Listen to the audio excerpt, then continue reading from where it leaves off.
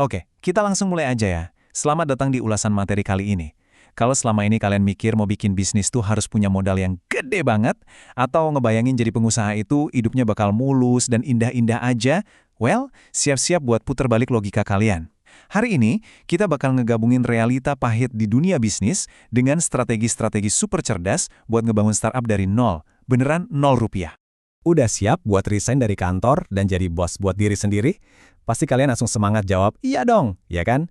Keinginan buat lepas dari rutinitas membosankan jam 9 ke jam 5 sore itu emang menggoda banget. Tapi dengerin nih, saya nggak akan nutup-nutupin fakta ini. Sebagian besar orang tuh sebenarnya nggak punya ketangguhan mental yang dibutuhin buat jadi pengusaha sungguhan. Masalah utamanya tuh ada di media. Media sering banget jualan ilusi yang kedengerannya manis banget. Kita sering kan lihat tajuk berita bombastis yang ngejanjiin cetak jutaan dolar cuma dalam 30 hari. Padahal ya, realitasnya jauh lebih kejam dari itu. Kalian harus siap ngadepin yang namanya kegagalan berkali-kali. Bahkan, ada fakta mengejutkan dari sumber kita yang nyebutin kalau teman kalian sendiri aja bisa nyuri rencana bisnis kalian kalau kalian lagi lengah. Makanya, punya ide bagus doang itu nggak cukup sama sekali. Masuk ke bagian pertama, meningkatkan kualitas teman dan pola pikir kalian. Perjalanan ngebangun bisnis ini tuh bakal nguras emosi dan mental kalian habis-habisan. Makanya, kalian harus ngondisiin lingkungan kalian dari awal banget. Perhatiin deh fakta dari survei Cigna ini. Hampir 50% orang secara umum ngaku kalau mereka ngerasa kesepian. Dan tebak, angka ini diproyeksiin bakal jauh lebih tinggi lagi buat para pengusaha. Kalian bakal kerja banting tulang siang dan malam, sampai di satu titik, kalian bakal nyadar kalau kalian udah kehilangan banyak teman lama yang pola pikirnya udah nggak sejalan lagi. Ngelepasin teman lama yang nggak mau berkembang bareng kita itu emang kerasa sakit banget ya, tapi sumpah, itu nggak bisa dihindari. Terus gimana dong cara ngatasin rasa kesepian itu? Jawabannya, kalian harus kebangun kawanan serigala kalian sendiri. Cari rekan pendiri atau co-founder yang bener-bener tangguh buat maju ke medan perang bareng kalian. Terus gabung deh ke komunitas pengusaha, kayak server Discord Strike It Big yang anggotanya tuh udah puluhan ribu. Dan yang paling penting nih, pas kalian mulai rekrutmen nanti, pekerjakan orang-orang yang sifatnya nggak kayak kalian. Kalian tuh butuh keahlian yang saling lengkapi buat naikin level bisnisnya, bukan sekedar nyari kloningan dari diri kalian sendiri. Selain urusan pertemanan, pola pikir kalian soal uang juga wajib dirombak total. Angka $1.000 ini merujuk ke sebuah kisah nyata yang menarik banget dari seorang pengusaha bernama Daniel Priestley. Dulu, dia tuh susah banget ngedeal penjualan bernilai tinggi gara-gara ngerasa canggung pas harus ngomongin uang dalam jumlah besar. Nah, mentornya ngasih ide gila, dia disuruh bawa uang tunai $1.000 di dalam sakunya setiap hari. Buat apa coba? Tujuannya tuh buat bikin dia mati rasa sama kecemasan soal uang.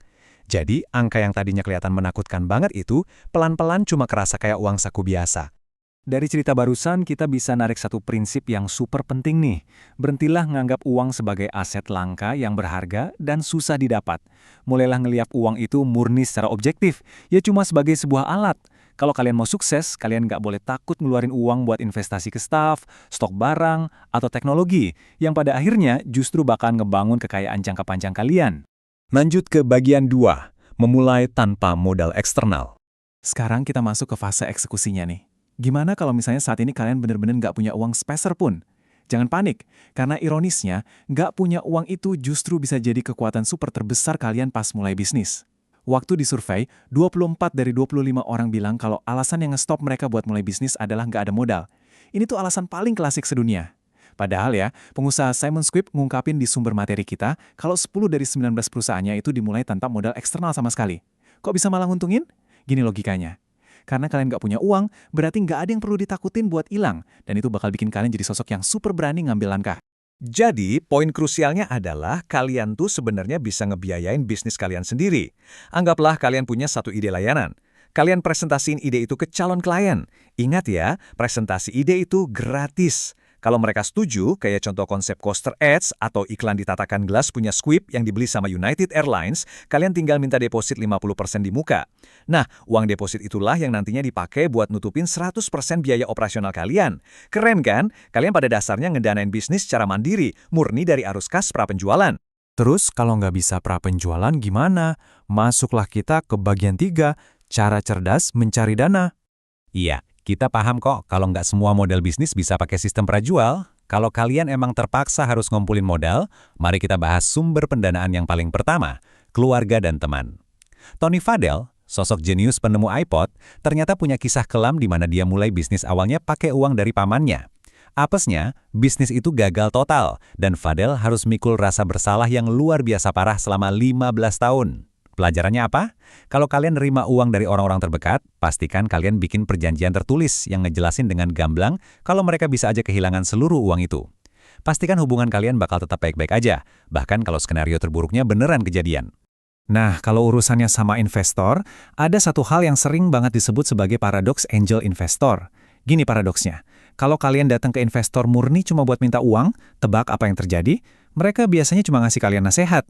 Tapi kebalikannya, kalau kalian datang buat minta nasihat, diskusiin visi kalian, dan minta bantuan dari keahlian mereka, ujung-ujungnya kalian malah bakal dapat uangnya.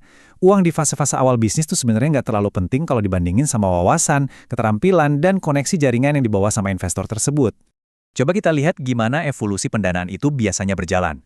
Semuanya dimulai dari pra-penjualan di hari pertama buat muterin arus kas, terus lanjut ke keluarga dan teman, kemudian nembus ke angel investor, sampai akhirnya kalian bisa merambah ke model ventura dan crowdfunding.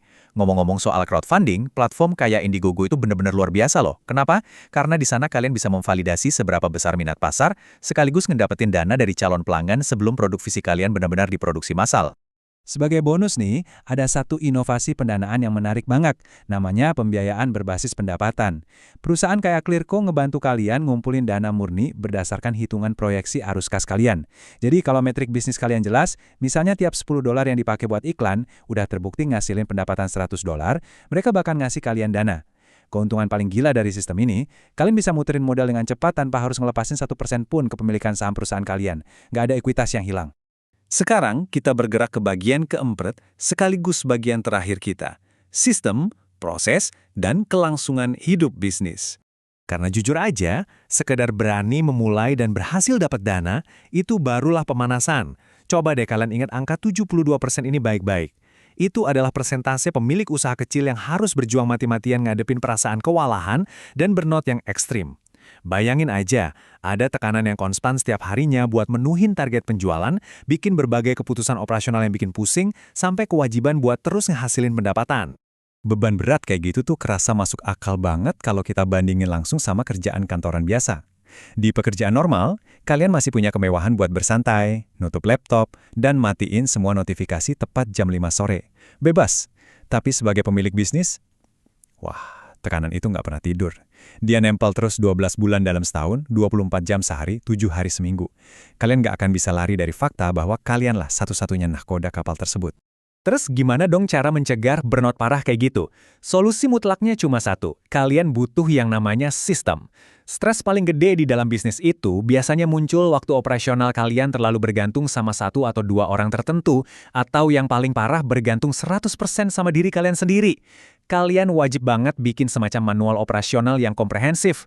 Sistem inilah yang nantinya bakal jadi dewa penyelamat pas tiba-tiba ada karyawan kunci yang ngundurin diri. Nggak cuma itu, punya manual operasional yang rapi kayak gini juga bakal bikin perusahaan kalian dinilai jauh lebih berharga dan seksi di mata calon pembeli kalau suatu saat nanti mau diakuisisi. Nah, ini ngebawa kita ke pertanyaan terakhir buat kalian renungin. Apakah kalian benar-benar udah siap buat ngebuang semua alasan klise, siap ngedanain bisnis secara kreatif pakai strategi $0 yang udah kita bahas tadi, dan mulai ngebangun sebuah mesin bisnis yang nantinya bisa jalan sendiri walaupun kalian lagi tidur nyenyak? Emang sih, jalan buat jadi pengusaha itu nggak diciptain buat semua orang. Tapi kalau kalian punya keberanian dan ketangguhan mental yang pas, keputusan ini bisa ngerubah jalan hidup kalian buat selama-lamanya. Makasih banyak ya udah dengerin ulasan materi kita kali ini. Tetap semangat, tetap fokus, dan sampai jumpa di pembahasan seru kita berikutnya.